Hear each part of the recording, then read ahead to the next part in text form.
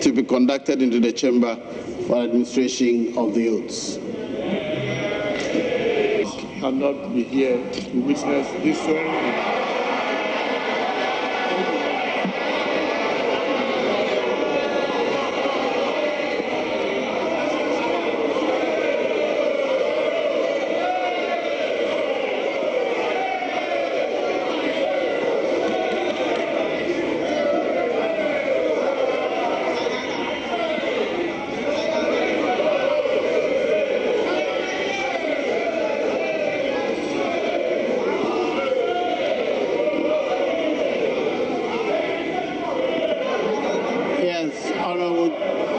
Deputy Leader.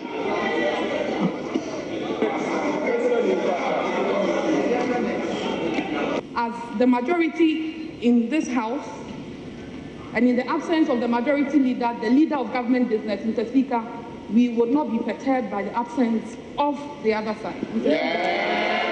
Business will continue as usual. I, Lydia Seyram Al-Hassan, do in the name of Almighty God swear. Do in the name of God, Almighty God swear. That I will bear true faith and allegiance to the Republic of Ghana as by law established. That I will bear true faith and allegiance to the Republic of Ghana as by law established. So help me God. So help me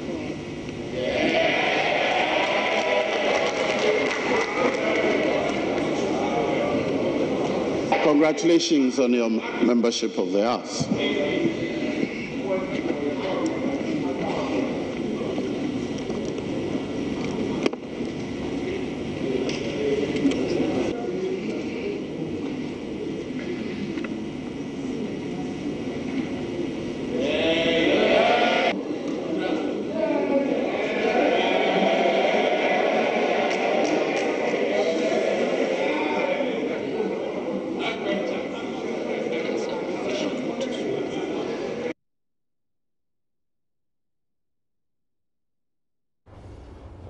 Well, so you saw all that transpired in Parliament yesterday. Yeah, but it's the minorities' action, right? That's what's gotten a lot of people talking, particularly the protests and the placards that they decided to showcase in Parliament. A lot of people are outraged about that action, and hopefully we'll get to find out from them what they think after that action. Yes, the bloody widow, what does that mean? What were they trying to say? Well, definitely.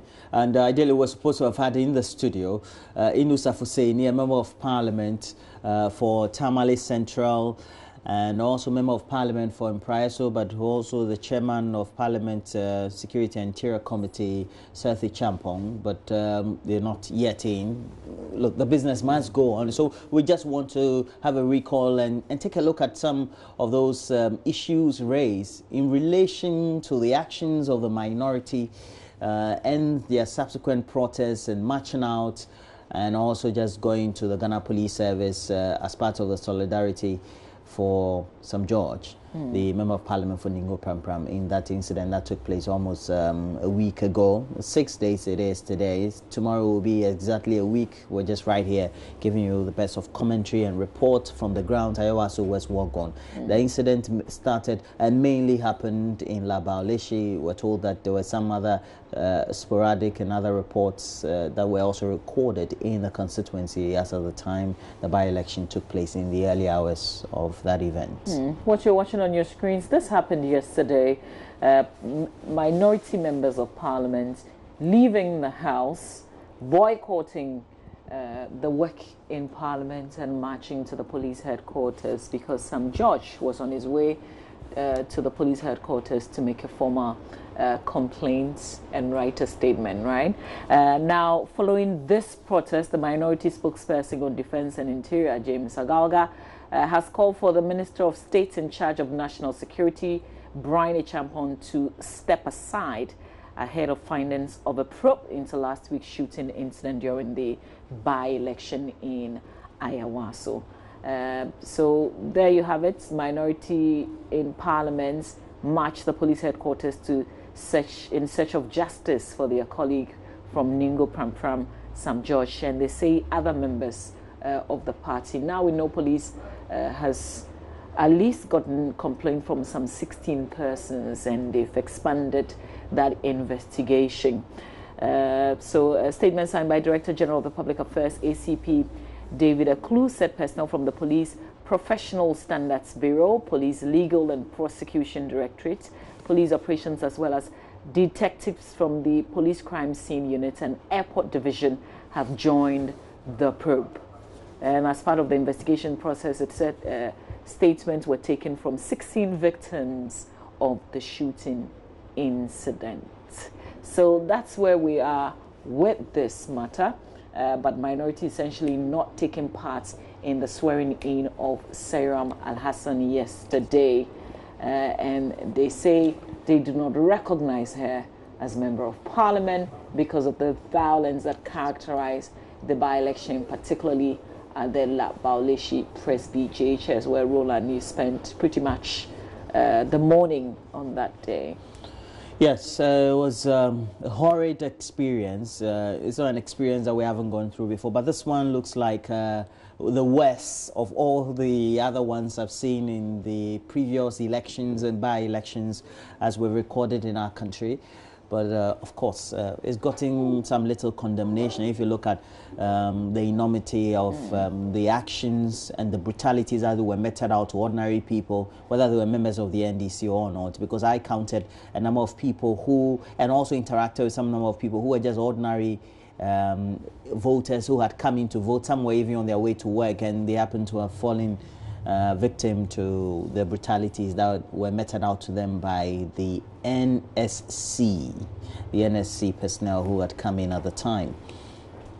Well, but many other things have been said as well, but we'll take you to Parliament. We'll get some insights, especially from Parliament. We'll also get to hear what the responses have been following the minorities walkout, why they did that, and then subsequently when they went to the police headquarters, the police CID office to accompany some George, the Member of Parliament for Ningo Pram, to go file his statement. So let's get some of those insights. When we come back, we'll have Inusa Fuseini, the Member of Parliament for Tamale Central, and we'll speak on some important issues. Mama Viosobajo will be having some, those engagements with him. Okay.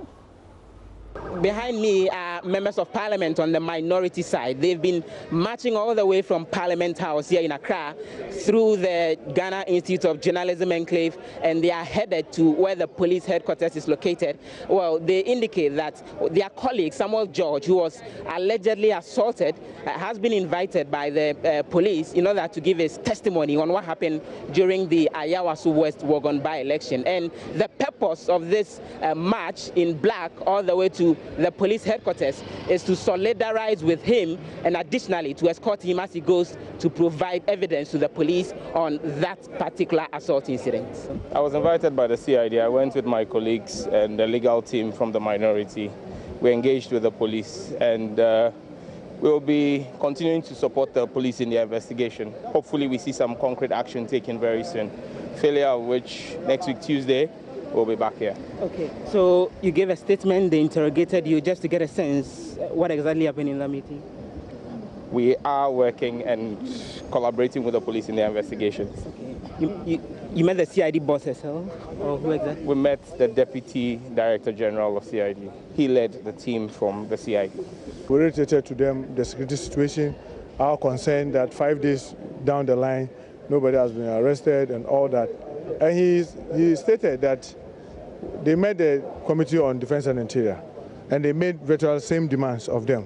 And they are assuring us that they will not treat this like all the others. They will give it all the seriousness that it deserves, and they are assuring us that it will also be swift. So we told them that we do not want a situation where the thing delays and then it becomes a matter for other actions that may not augur well for all of us. What timeline are you giving them based on which you can expect further action from you? Well, we have given ourselves that next week Tuesday, if we don't hear any other thing, concrete steps being taken, obviously we'll go back there. That, look, if the president does not know, he should simply call Mr. Brian Champon and say that you have made a public admission, that you sent the boys there. Go and bring the boys. Very simple. Should Brian Champon... Look, the MPP is sitting on the government is sitting on the truth and looking for it. They know. These boys were there. Look, the police were standing by when these hoodlums were raining riot and doing what they were doing. It was clear. So who says that they can identify that they don't know them? When a minister of state has said, I sent them there. So just ask him to bring the boys. We will give them leads. We have pictures of the people who did the violence. We have videos. In fact, George has even identified the person who slapped him. And so we'll make all by name, and probably by the unit he works with. Yeah, he's mentioned the name, but he will capture it in the report. Okay.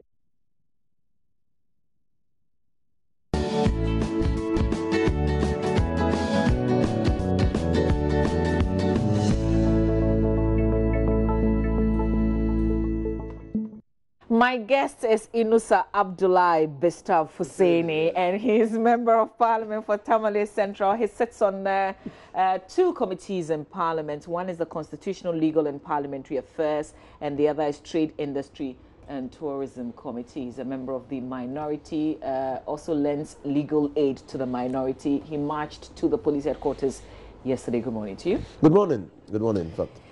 So let's begin from the when the minority rose to leave the house. What's the objective again? Well, the objective is simple. We as a minority haven't considered all the issues that emerged from the Ayawaso West Wegon by-election. We came to a conclusion, a determined conclusion, that we would not dignify the swearing-in process of the product of the Ayawaso by-elections with our presence. Violence was recorded at one polling station. Violence. Is it the Bauleshi Presby incident we're talking about, the shooting incident specific? Well, I think that's the violence that you have heard of, and that's the violence that has been popularized at one polling station.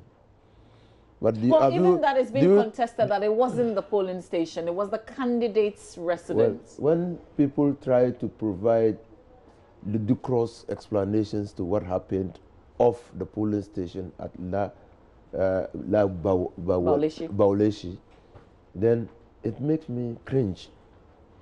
Did we have, before the voting or the by-election, did we have policemen dressed the way the policemen who visited violence off the polling station at La Bawaleshi in the Ayawaso West Wegon constituency? Do we have such policemen there? The presence of the policemen were directly connected with the by-elections in the area, in the constituency. Indeed, the disturbances and violence visited on unsuspecting civilians by these masked marauding beasts prowling the polling stations were tangential to the elections. And why do you think that we should separate them? That's why you don't recognize the candidates. That's why we will not dignify the swearing-in process of a product of a bloody process with our presence. Why do you call her bloody widow? Because she's a product of, she's a direct beneficiary of the violence in the West Ayawaso constitution. You don't think that's heartless, distasteful, as some persons have described it? What is heartless about it? Words take their color from their surroundings. We went into a by-election. We experienced violence that has never been experienced before. We saw impunity of levels that we have never witnessed in this country. Why do you tag her with that? Because she is the beneficiary. She didn't control the security forces on that day. Who do you want us to tag? Well, there's Brian Champon who's owned up. Well, Brian Champon is not contesting elections. We have identified our victim. You take your victim as you find him. We've identified our victim, and our victim is Lydia Lassen. And she's a direct beneficiary of the process. And now we're going for her. And we aren't stopping. I mean, if you think that calling her bloody widow is the end of the matter, we aren't So stopping. you don't regret that description? Why? Are we in a dictatorship? Let me remind you that we are in a democracy. You don't care that some Ghanaians are not excited that you're tagging her that way? Well, they point out to us where we are wrong. Our democracy is underwritten by a constitution, the 1992 constitution. And in it, in chapter 5, you have the rights and freedoms of persons. And embedded in chapter 5, the freedom of expression. But here, culture is very important. Culture has been taken care of.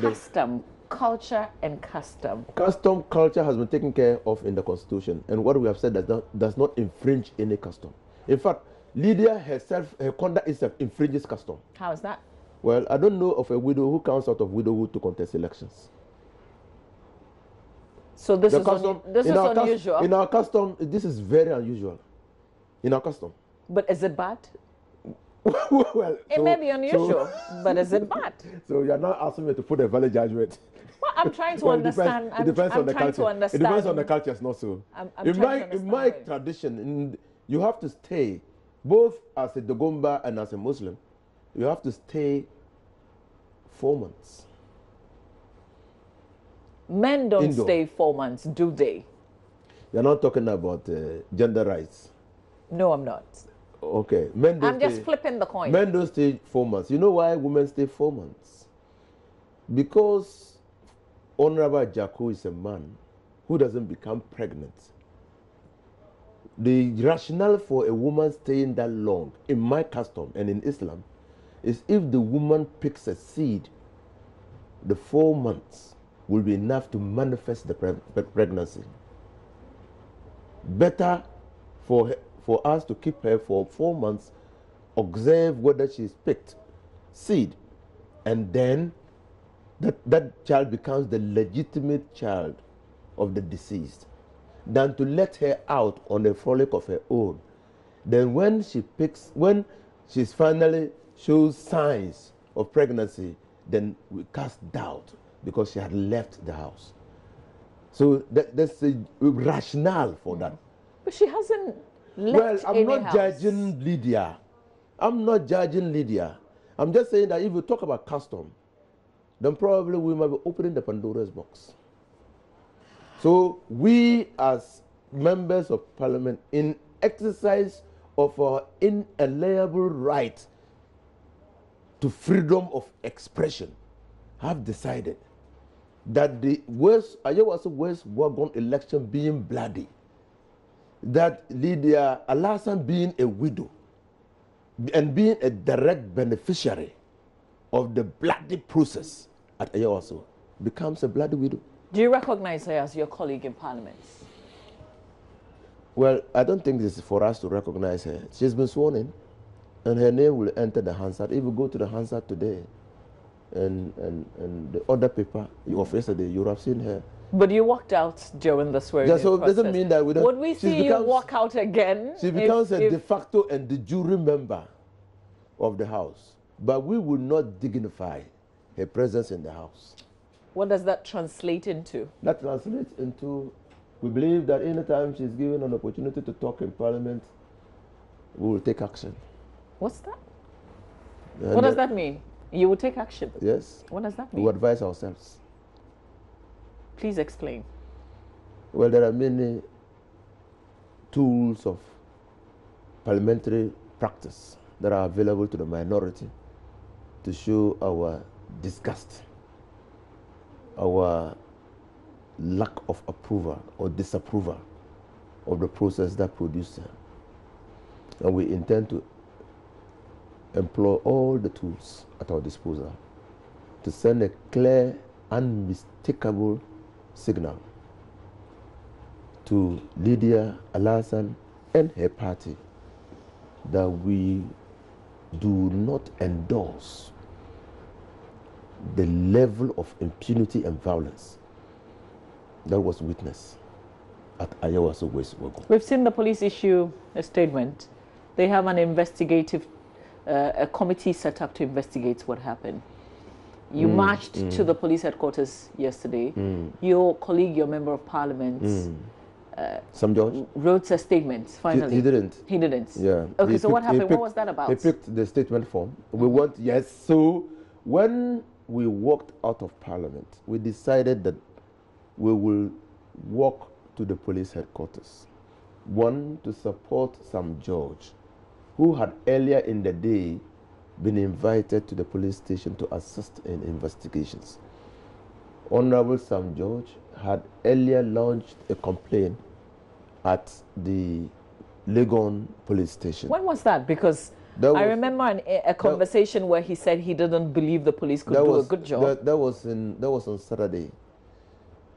So the assault happened on Thursday. 2 days after? 2 days after he reported he lodged a complaint at the Legon police station. Now they issued him with a medical form, but they never took his statement. And so yesterday in the morning he got a call from one of the superintendents of police at the police headquarters inviting him to appear and help assist in the investigation. Did he refuse to write his statement the first time when he went to the Legon police? He was not invited to write a statement. He was just given the medical form. But do you know if he's returned with the filled form, the medical report? So his worry was that he just making the complaint. After making the complaint, nothing was taken down. He thought that they were not treating the matter seriously. But they gave him a medical form. Yes, but he thought they were not. He thought that they should have recorded what he was saying and asked him to put it down on paper. And especially that the incident was so immediate. The immediacy of the incident required that they allowed him to write down. But did he ask them? Because he's member of parliament if they're not doing the right thing. I think that he's a lawmaker. I think there's a standard procedure for the police. But he should have queried them. Oh, okay, he didn't query them. But he complained. And then, so yesterday when we went, the Legon police were there. They admitted that they had not taken a statement from him, and that was why they were. An investigative team had been set up at the police headquarters, and then the Legon police was to assist or partner or collaborate with the headquarters to investigate the matter, and they were there in their numbers. There were 3, and so George was invited to give a statement after the earlier motions of greetings and Amania asking what were there and those things. But we intimated that we wanted them to give us the form, and then he could go. But he gave an oral statement. He gave an oral statement. He even told them that he now identifies the man who slapped him. He has his name and particulars. And so the other person that he had not yet identified was the one who put him under threat by rushing on him and getting him to flee the scene. And that's another assault. I mean, maybe by the time he completes the statement, he would have identified all the people. So has he returned the medical form? So he will return the medical form together with the... When? Well, I have the unfortunate duty of being his lead counsel. Nice. So I have to... so you can tell us the facts now. I have to sit down with him and then decide when to return the... and see how he writes his statement because in writing statements you have to take out emotionalism and all those things. Give the facts as they are, bare facts. So I have to sit down with him. And so I say unfortunately because that means I can't do other things. I have to sit down and ensure that the things are done properly. And I now owe a deeper and greater responsibility to the minority to ensure that I guide the process in such a way that we have results. But do you believe in this process, this committee that's been set up, this investigation that is taking place? We have our apprehensions, we have our concerns, we have our doubts. Why? Because it's the police. I mean, the people who were in Max, who were being driven by a police DSP. Can you imagine? And you saw what happened when that guy released that hefty slap on the cheek of some George. Something of his fell. At that time that the thing fell, there was a policeman who was rather struggling. Instead of arresting the guy who had assaulted, he was struggling to pick the thing that has fallen for the person who was violating to restrain the person who was wearing the black who was doing the slapping. We've got the video. We'll pull it and then play back. You thought that he was trying to restrain? Yes. No. Restrain him, but probably he was going to restrain him from his legs because he was caught. And then in the same video, you found an officer of the Ghana Immigration Service who was busily fleeing the scene. He was minding his business. That is exactly what we're talking about. He was fleeing the scene, so he pretended to be talking on the phone. He was fleeing. And then I read somewhere where they said that there was no coordination, security coordination. And that's contained in Kodeo's report. Subsequently, we've had I others vehemently also challenge that. There was no coordination? You think there was coordination? There was coordination. And the military, the security services, I mean the police, the immigration, the prisons, the customs, all of them knew where the orders were coming from and who were in charge there. In fact, they knew that those in max distance, max GIA, were the superiors. And that's why they were fleeing from them.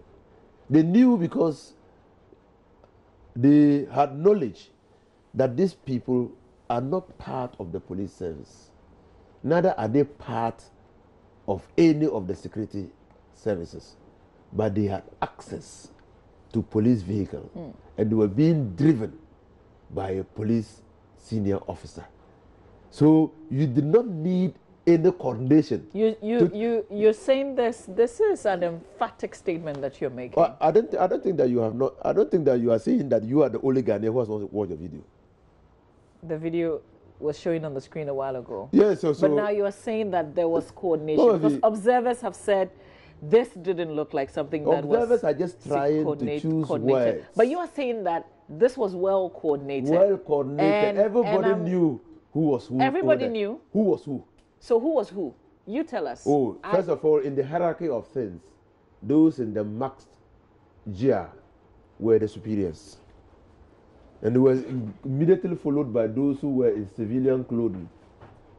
Okay, who were not maxed. And one of them was one of these people were those who slapped and put Sam George in a state of fright. Okay, actually even assaulted him. Then you found the police.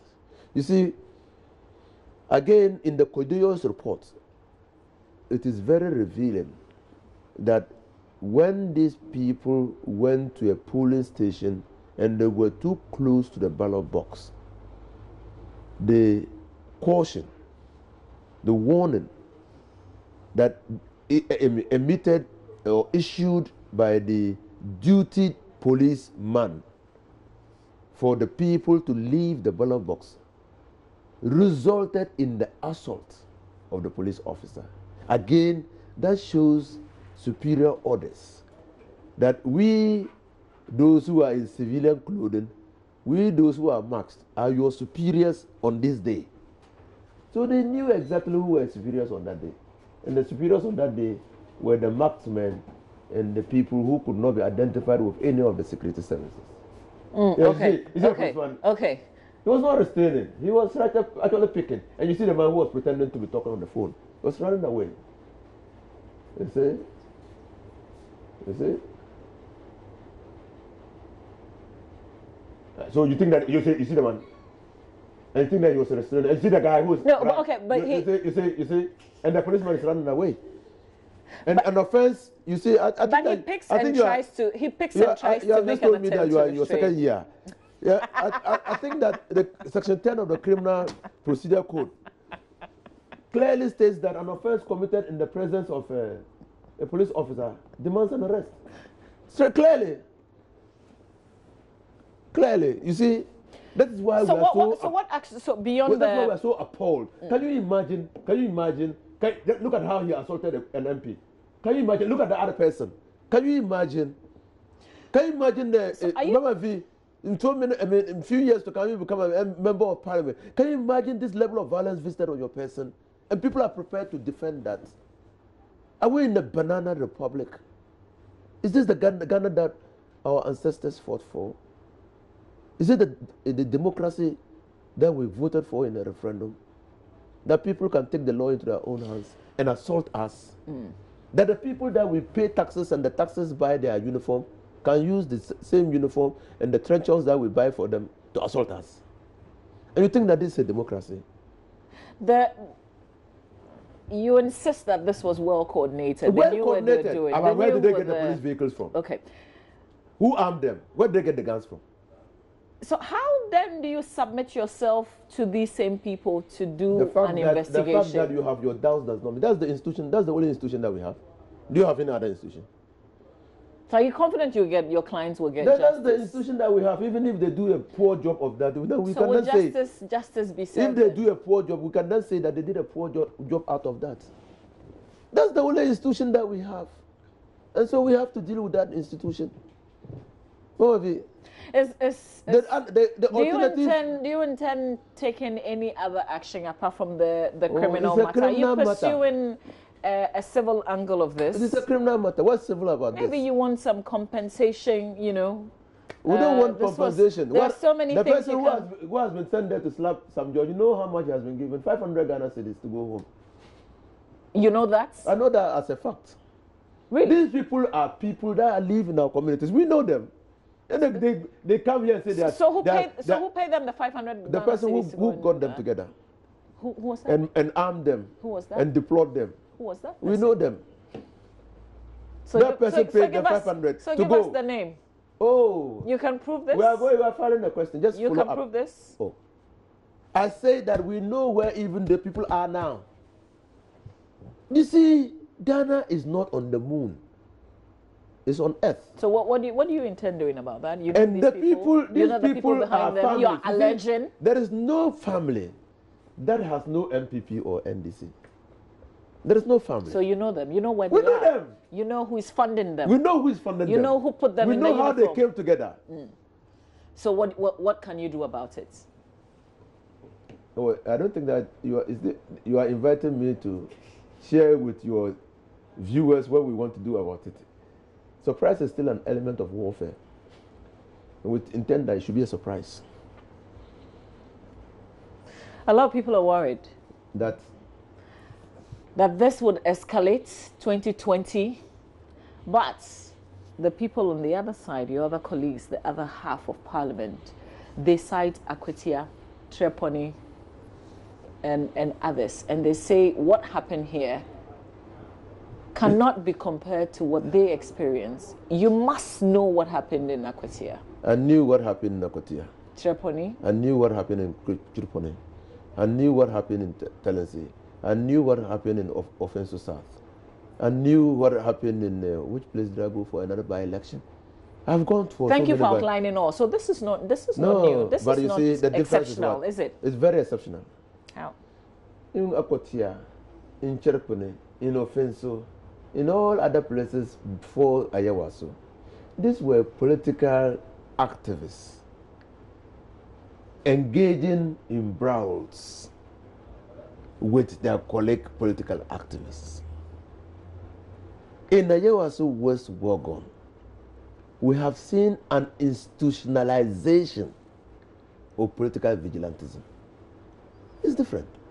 In Ayawaso West Wagon, we have seen a deliberate, conscious attempt to whittle down the coercive use of force by the state. The state has voluntarily decided to share the monopoly over the use of coercive force with political vigilantes. And it's dangerous because that leads to chaos and anarchy. It is not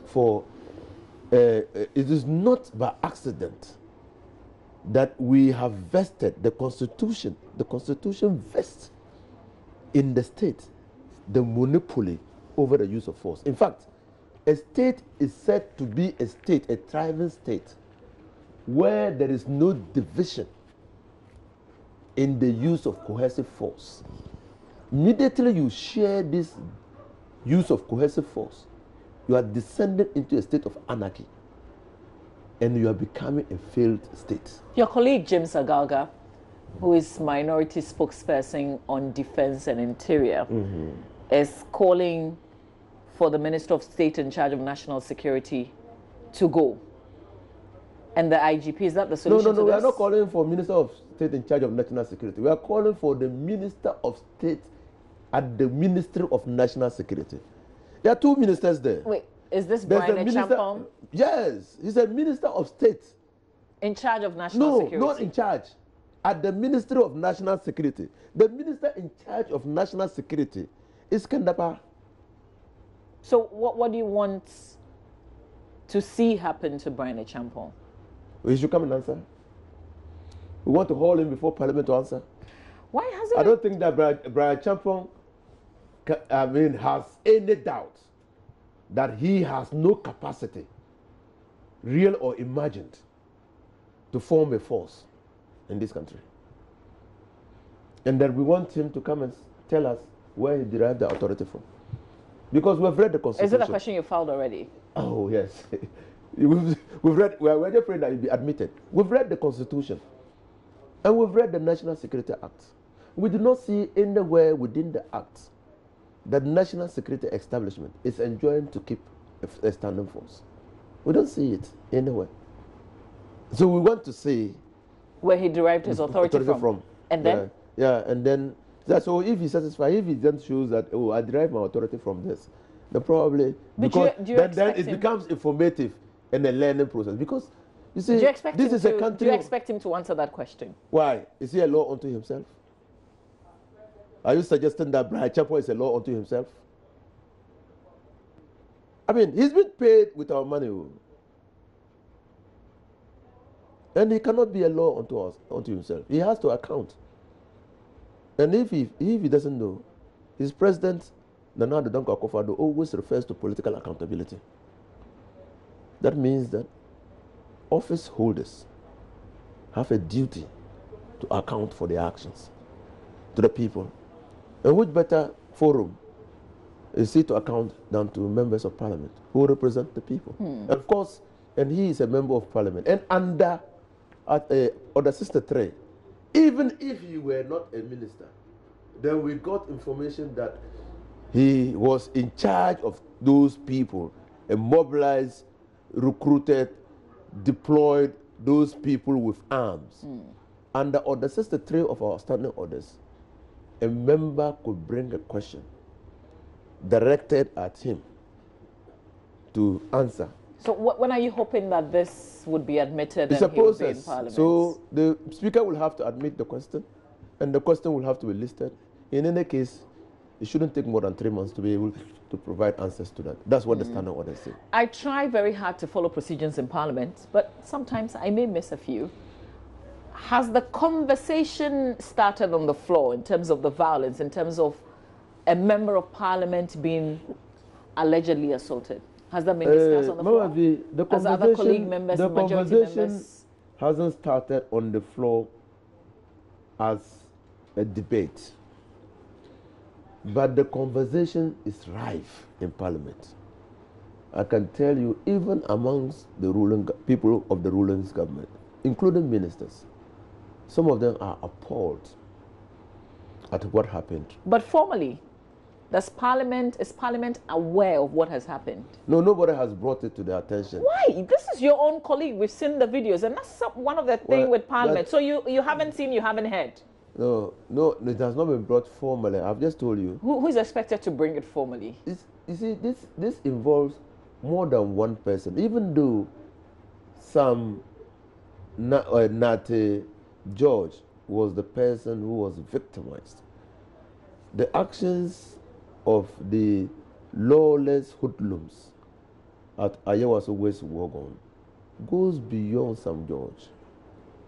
You see, it goes beyond you and I to how do we protect the generality of Ghanaians. Isn't that the broader? I appreciate that. That's the broader and that's the long term. But this is a member of Parliament. We're just talking about your colleague, because we know with the investigation, the police say they've taken statement from 16 other persons who suffered some injuries from the shootings. So that's the bigger picture. But we're talking about the person they were beaten. We're talking about a member of Parliament who was being beaten and colleagues, and so something has happened to a member of Parliament, and Parliament is waiting to be informed. Yeah, Parliament is waiting to be informed. I will just so has Sam George informed Parliament? I'm not aware that he has done that. What I'm aware of is that, as I speak to you, a motion is being filed. A motion will probably be filed today in Parliament. And 2 questions have been filed directed at the Minister of State at the National Security, at the Minister of National Security. And 3, a matter of contempt is, we are exploring the possibility of bringing contempt proceedings against the person who visited unlawful violence on the person of St. George. So we are doing many That's things. the person that you say you have identified. Initially, in fact, Let's the matter get would have some come. reaction. The matter would have come to the attention of Parliament long ago. I mean, longer than now or earlier than now, but we could not identify. So we were still fishing for the name, because if we are going to cite, and there's no vicarious responsibility for a crime, and the person who put himself in contempt of Parliament is the person to be cited. Initially, we were thinking that we should bring Brian Champon, but Brian Champon was not even seen on the day. Did you see him on the day? On that day, he was remotely controlling everything from his office or his home. So we could not cite him for contempt. And then we worked to get the name of that person, and now we are going to cite him for contempt. And we just believe that, we just hope that Parliament will be amendable to this, because this is... I want us to take some reactions from the public, because, you know, we went round on the minorities' protest and walkout yesterday. Okay. Not at all, not at all. It doesn't speak well of us at all. A country that's had its independence 61 years ago. I think it's very bad. It's very bad. Though there were some vandalism in the election, but then the fact that the Electoral Commissioner at the end of the day declared that woman as the elected MP, I think she's good enough to go. So you walking out doesn't change anything. There are so many ways to solidarize with the people, to help those who were vandalized, but then walking out of Parliament, it doesn't change anything. It has nothing to do. Okay, so first of all, I think NDC is a political body on its own. And what I can say is that that is what they have decided as a political party based on the result that came out of the elections, considering the violence and any other thing that went on. So that is a decision from the party members in Parliament. So I don't think this is something that the whole public should consider as a mess that they are creating in the system. We should look at it from the very foundation, where the problem evolved from, right from the beginning of the election to when the results were announced. How fair was it? That is where we should be looking at it from. The issue about the minority, walking out of Parliament because of the just ended by-elections at Ayawaso Wogon, to replace the late MP. These are politicians. I don't even know what to say about them, because they're always taking us for granted. And for me, they don't seem to be serious people. Once you see them pushing an agenda, it is for a selfish gain. The aim or the objective of the opposition party was to win that seat, and that of the incumbent was to retain the seat. So we realized that there was... And those are some views shared. You want to react to that? Oh no. Okay. All right. Let's get some analysis on this matter. Dr. Isaac Owusu-Mensah is a political science lecturer at the University of Ghana, Legon. He joins us via phone with some thoughts on what has happened in our parliament. Good morning to you, sir. Thank you for your time. Good morning, my sister. How are you? Very well, thank you. Following closely the events as they have unfolded in Parliament, with the minority walkout during that swearing-in ceremony, subsequently marching with your colleague Sam George to the police headquarters. What do you make of all that has happened? Thank you very much, my sister. And let me take the opportunity to also greet our cherished listeners across the world. To start with, I think that minority walking to the police headquarters to show solidarity with their brother and also presented their petition and also asking for what is going on with the investigation is in the right direction. Because the way of letting the public know that they are not in favor of what happened. However, what happened in Parliament, I would say, was unfortunate. It was unfortunate because the person who has been elected, whether through a process that they like or they don't like, it's not their fault that it happened in that way. And therefore, intent of the reading of some of the black cards or the papers that they showed. For me, as a student of political science, I think that it was not the right one. How about, just before you continue, how about the justification that she's a beneficiary of a bloody process? This is one of the several theories that will come into this contest, because if we want to say that she's a beneficiary, she's not. I would not say that she's a beneficiary.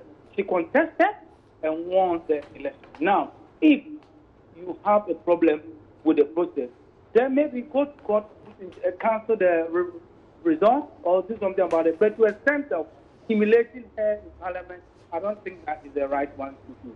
For me, this is where I look at it from. Because I have said, and I have not said my mind on this, the point is that today you are in opposition, tomorrow you'll be in government. And this process can happen to your government at the same time as it happens to this government as well. Number two, the process, we must say that as far as the election process itself is concerned, I will not say that it was blood. It was an unfortunate incident that happened at certain parts within the constituency, not in any of the police stations. If this had happened in the police station, we could say that yes, but this never happened in any of the police stations. But let's forget about all that. Let's look at the processes going forward. Now, the point that if they had worked out quietly, without any bloody widow stories and all that, nobody will have a problem. But to go to that extent that we will humiliate them, I don't think that is the right one. For me, this is what I look at it from. So you think the action, particularly with the placards, was a humiliation? How about the fact that they intend to continue with this protest, not necessarily in the form that we witnessed yesterday, but anytime Seriam Al-Hassan comes up, I'm not sure, maybe in any form in Parliament, they're going to continue with the protests? You know, yesterday, one thing that I also laughed is that if I am the government, anytime I'm taking a controversial bill to Parliament, I will let her the person stand up and talk, and then they walk out, and then I'll have my way to do. But this is not how to vote democracy. You don't want to vote a democracy without consensus. If you want to vote democracy with consensus, this is where we want to see the leadership of Parliament, majority, minority, coming together to say, look, brothers and sisters, we have only one Ghana. People have voted for us. We are thriving on taxpayers' resources. People are working in the streets, selling dog cheese, selling yogurt, selling other things. We collect taxes from them. From those taxes that we earn our salaries, are these people going to be happy with us for what we are doing? So I expect the leadership of Parliament to bring this thing to the whole. How do you, practically, how can we resolve this? Because they are asking for justice, and until justice is served, they will continue the protests. Which justice, please? Well, justice for their colleague member of Parliament and for the others who suffered from the incident at Labaoleshi and other places that they're mentioning. You know, I cannot say anything on that basis now. But what I know is that in this country we have Ghana. If any incident happens, investigation is set up, and then at the end of the day, we have findings the investigation, and the findings of the investigation is a government takes action on that. If you recall, in 1992, University of Ghana students on Labour campus, it took time. Right? Yeah, this is Hello, Dr. Dr. Usman, I'm struggling now to hear you. The line is breaking. If you can just reposition yourself. What I'm saying is that if you recollect, in 1992, on University of Ghana campus here, policemen came here, beat University of Ghana students. When the students were beaten, the following day, we did not get justice. The government set up a committee to investigate, and at the end of the day, those who suffered or the victims were compensated. It took time for this to happen. We have had several incidents whereby the police have gone beyond the line, and all the time the government decides to set up a committee or a committee, whatever we call it, and all of them there's a finding, and the result is taken care of, or the government takes action on the result that out from this investigation. So if this thing took place last week, it's not up to 1 week, and they expect the government to have findings already in less than a week, then we don't expect the police to do any good work. So I would propose that if they really want democracy to progress in this country, they have to continue with the work of Parliament. If the committee findings come out and it's not in their favor, they can take next level of action. But to demand, and I also say again, to demand that the findings should be ready in less than 1 week, then I don't think that they are being fair to the entire state. I thank you for your thought this morning. Dr. Isaac Owusu-Mensah is a political science lecturer at the University of Ghana. Thank you very much, sir. Still in the studio is Mr. Inusa Fuseni, who fortunately for us, he's lead counsel for his colleague member of parliament, Mr. Sam George. So, you know, the political science lecturer made some very interesting comments. Yes. So he says, for instance, that because of the position that you've taken against Seyram Al-Hassan, if he was part of the executive, if they had any particularly controversial bills to present, I'm not sure how she would be the person to do that, because you have said that you walk out. So we present the bill, and then because it is Seyram presenting the bill, you walk out. We'll have our way. First of all, Seyram cannot present a bill. But let me just also acknowledge, let me acknowledge that we've been joined by the Member of Parliament for Impraiso constituency, Seth Kwame Champong. He also chairs the Defence and Interior Committee of Parliament. Not a very good morning to you, because we've been expecting you way longer than this time. But we will manage with the rest of the time that we have. Well, I was not told what time I was supposed to arrive here. Forgive me. Good morning. Good morning. How are you? Very well, thank you. Moshi Moshi. Moshi. How are you? How are you? I thought you were putting the committee together. The investigative committee. Yeah. He's the chairman. Good question. Oh, you chair the Defense Interior. Yes, but I thought he was in. You're talking in relation to the police committee. That No. He's chairman of the Defense Interior in Parliament. Okay, so he superintends over the Ministry of Defense, Interior, and actually national security. Have you asked him the questions that you wanted to ask Brian Champong? It means that this man is a very gentleman. I mean, a fine gentleman. I can't ask him those questions. I won't ask him those questions. I am tempted to follow up, but I won't. But you see, he said that, and we had anticipated that. You see, because we're all in Lagos. Dr. Isaac Owusu-Mensah knows that most of us in Parliament also in Lagos or in other institutions. So the way he's thinking is the way we are also thinking. Okay. So if, first of all, leader cannot present a bill because unless she's made a minister, okay, she can't present a bill. Secondly, we are not saying that we are going to walk out. We are saying that we won't dignify leader with our presence. So when she gets up to contribute, she can only contribute for now until she's made a minister where she can present a bill or answer questions. When she gets up to contribute, we'll walk out. When she finishes her contribution, we'll walk back in. That's all. So, Dr. Owusu, we are not saying that we are going to leave Parliament. And so, exactly what we are saying has been contemplated and factored into our courses of action.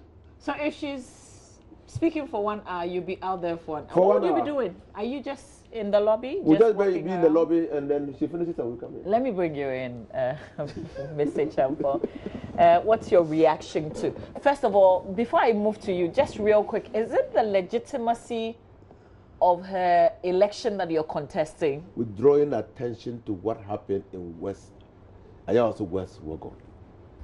And what better way to draw attention to it than to use the person who has emerged out of that process to demonstrate our objection. Okay, but you recognize her as the legitimate We have winner. no capacity to recognize her. She has been sworn in. Okay, what's your reaction to the minority's action? The minority is having their say. My colleague Inusa knows that we'll have our way. That's a practice in Parliament. Because you're a majority. That is the tradition. So you really don't care all the things that you're raising? Not necessarily. Not necessarily. We need to have a listening ear, and based on the critique, we amend the forward movement. We can never make progress unless we have listened and listened attentively. And Mama V, it's a bit unfortunate that what happened yesterday did happen. None of us thought that should have been a welcome for our colleague, Honorable Lydia Seriram Al-Hassan.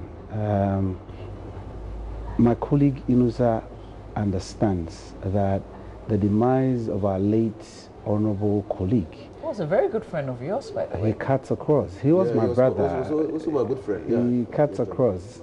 Kwabna, the late Chomati Ejakon, was with every person. And least did I expect that events unfolding in these recent hours should be happening.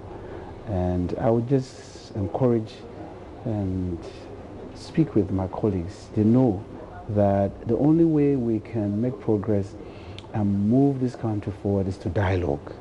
And Inusa knows, he's been a former Minister of State, and he understands that the only way Ghana can see the best of Ghana is for us to move on.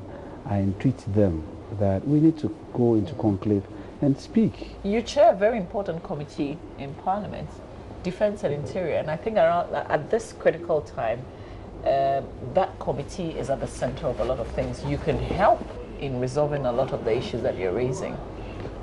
Interestingly, just the day after the matter broke, together with the leadership of our committee, though I'm the chairperson, but I knew the concurrence of my members and my other colleagues in leadership to do business. We wrote to the police service inviting the Inspector General of Police. In attendance was with his other Director Generals who are critical and who were supposed to be the ones to be in charge of the specific subject.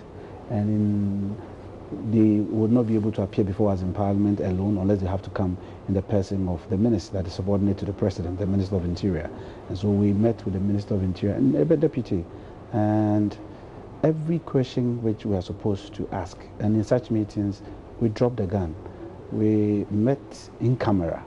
And I'm glad that in that meeting we had senior members of the House, some who predate my entry to the House, and even my senior colleague Inusa's entry into the House. So from both sides? Yes. We met with the police and we told them what we want. And we asked them where they are, and they briefed us and told us where they are, which page they were on, and what we also expect from them.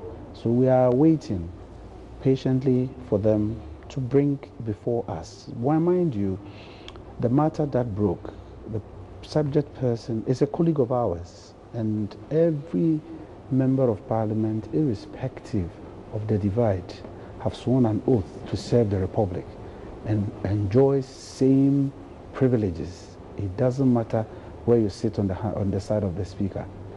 And so I would want to encourage them that Ghana needs us and Ghana needs peace. And let's go calm. We are getting into the season too early. I don't want them to lose steam. They are peaking too quick. I don't want them to lose steam. Honorable Inusa understands where I'm coming from and what the very statement I'm making. Can we, because you're not in Parliament, so whatever you say, we must also understand. I'm trying to speak in parables to him. So are you saying that you met the IGP and his men yesterday? Not yesterday. No, just the day after the 31st, on the 1st of February. Oh, after the incident. After the incident, immediately. Okay. Yes, we wrote to them that, and we needed to understand other issues which were being raised as a matter of... Have you received that briefing? Oh, we've received a briefing from them. They gave us a thorough briefing on what we're expecting. They scanned the entire space of Ghana to us and what we've been doing in respect of security. So this committee came up as well, the committee that they formed? Yeah, no, it was based on what we told them in our meeting with them. And I'm sure part of the preparatory work is what we're seeing today. So the minority members in that committee, let me give you a hint. I'm wondering why we're here today if that happened. That is why when we meet them, we drop the curtains and make it an in-camera hearing, because we open up for everybody to ask any question you want to ask. Friends of the committee who were not even members of the committee, and by our rules, to admit friends and to get them to be part of meetings and to take center stage in meetings, it must be the concurrence of the entire committee. We did it all that, and friends were in, asked questions pertinent on their hearts that they needed to address before the police service. Everything was spelled out there, both to all of us. That's why I said it was unfortunate what happened yesterday. It did happen. But you see, if you live in a class, you cannot isolate yourself. I know my colleagues who serve on our committee knew that what needed to be done, we had already commenced, which was on last Friday. And so what they went to do yesterday at the police headquarters, some of them, it was just maybe they needed to follow what their leadership had instructed them to do. How about to help speed up the process, to, you know, like I'm saying, pressure? That could be part of what their leadership had told them to do. But typical of investigations of this nature, you don't rush it.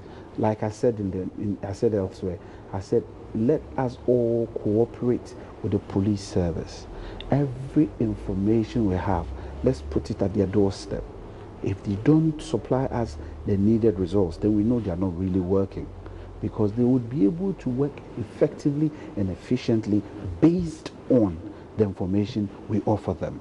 They are the ones that have the skill to tell us. Like I always say, whenever I find a policeman dressed up in his attire, he's the law for me, because he's the only person who's enforcing the law. And my personal interpretation is that that is the law on course. So let's deal with them. If we do these, if we work it out this way, we're helping Mother Ghana develop and strengthening the institution called the police service. There's a call for Brian Champon to step aside while this investigation continues. What do you say to that? I really do not understand who raised this subject. However, in every matter, we are supposed to sit and set up proper terms of reference, but for whoever is working. If there are elements who some believe instigated, were the people who commanded this to happen, if those elements are still in there, how then are we confident that they will do a very good job? Mama V, like you asked me, I really do not know who called for our colleague, Honorable Brian Champon. That's a member on your committee, James Agalga. Oh, James asked for that. All right. I really do not know the premise he laid, and he demanded for that request. And so once I am apprised with that knowledge, I would be able to make a good judgment to it. We meet. I mean, yesterday we spoke. It's just this morning that I failed to call him when I was on my way here, because I really didn't know the times, and I was just trying to rush out and to come in here. But I'm sure we would speak, and we are not ending, because Parliament is in session, even when Parliament is not in session, and we have such a serious matter before us.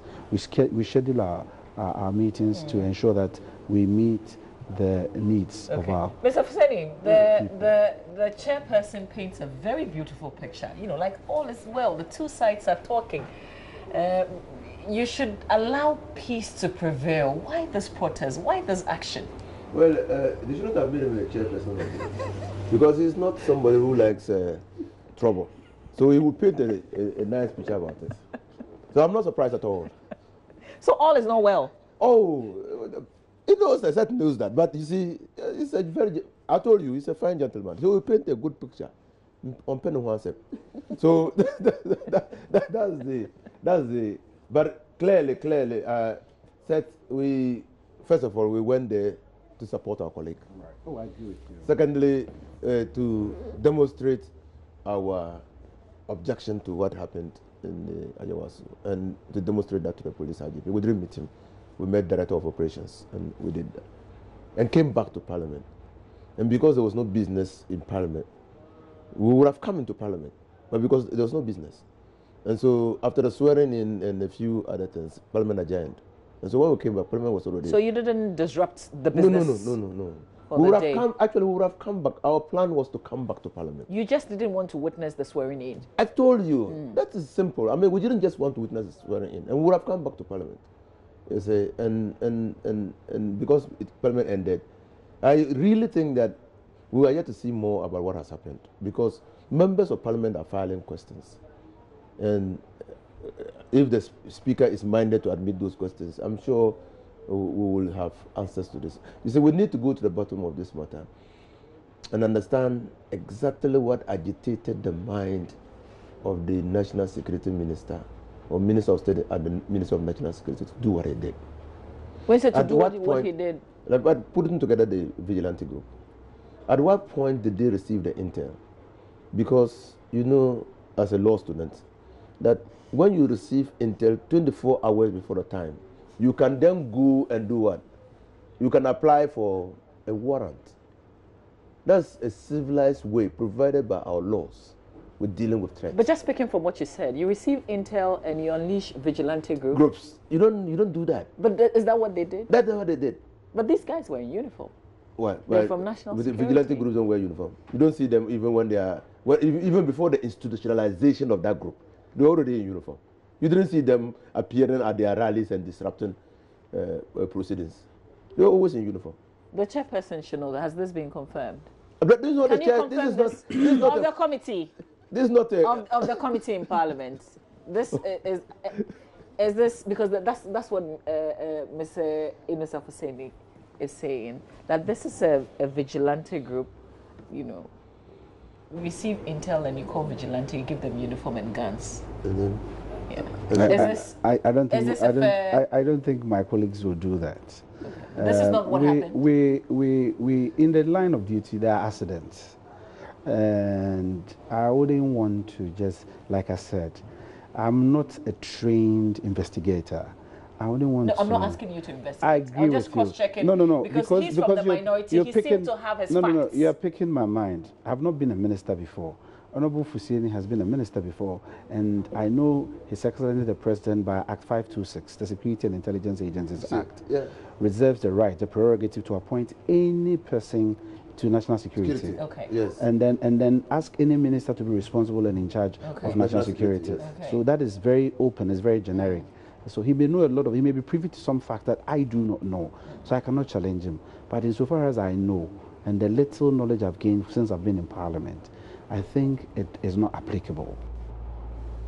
When you say it's not applicable? When I say it is not applicable, you cannot get intelligence on maybe CTU, counterterrorism, and then you just said you leash vigilantes, or to borrow the words of my colleague, institutionalized vigilante group. It's not. This is a very serious matter. My colleagues know me when we sit in camera how we behave, because it can happen to anybody. And so the earlier we nip this behavior, the better for us as a country. In closing the conversation, I want us to reflect on the many statements that have come through. A lot of civil society organizations condemning this. And yesterday, a former national security coordinator, Mr. Totobi Kwashi, also added his voice to it. We've had the UNDP, there's IDEG, there's almost all of them condemning what has happened, and Codeo coming out with a long report, which I must add has also been greatly challenged and disputed by the Electoral Commissioner in that press briefing last week. What does this say about us? What does this say about what kind of picture are we painting? You're representatives of the people in Parliament. What do you see? What's the reflection to the entire world? As we're a human race, we're bound to have challenges. And when challenges come up, we collectively must sit and dialogue like we're doing here. That is why I have confidence in the state machinery, that Ghana is not in disarray, and that no matter what is before us, because my colleague Yunusa have confidence that, and he's expecting answers from the institution. So far as I also expect equal service from the institutions. And so I would not in any way do anything first and foremost to undermine that institution. And secondly, I would do everything possible to encourage them that they are on the right path and they must give us results. They should not look at anybody's head, not look at anybody's face, but just ensure that they bring us the right information we require, and the right procedures must be followed. That is the only way we can make progress. You said, look, we are a very jealous state. Look at our sub-region. Ghana is so unique in our sub-region, and even in the entire region of Africa, and even in the world. Wherever we emerge, we shine. That must be an enviable position. That has been tainted right now. It has never been tainted by my estimation. Okay. Riots occur in every nation. You go to United Nations meeting, UNICEF will tell you, on the high streets, there are protesters there holding whatever material because they would have sought clearance that this is what they want to do and they are going to do. It is their rights. That is how fundamental human freedoms and rights are expressed. But you must do them within a limit. Okay. All right.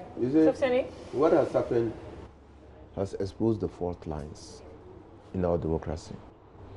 And that has jolted people into action. Those who took it for granted, they've simply reawoken from their slumber and have taken the mantle of challenging the state to be responsible and accountable. That's why you've seen the statement from UNDP. When was the last time you saw a statement from UNDP on violence? The Bar Association had voluntarily gone into some sabbaticals. I mean, itself had decided. You're a member of the bar? Yes. So you guys went on leave? On leave. Okay. And now they've issued a statement. So this is unacceptable. You understand? Almost all the NGOs are condemning because they have not seen what we saw at Ayawaso. And these are serious fault lines that if you can visit on citizens the cohesive power of state for just trying to exercise their constitutional right. I don't know what, in fact, people should have gone on demonstration and attacked the police. You know why? As in ordinary citizens As of the in ordinary country? citizens. You know why? Because Article 3 of the Constitution enjoins all of us to do that. First of all, it enjoins us to defend and protect the Constitution. How do we do that as a people when Yes, so but why is it there in the Constitution?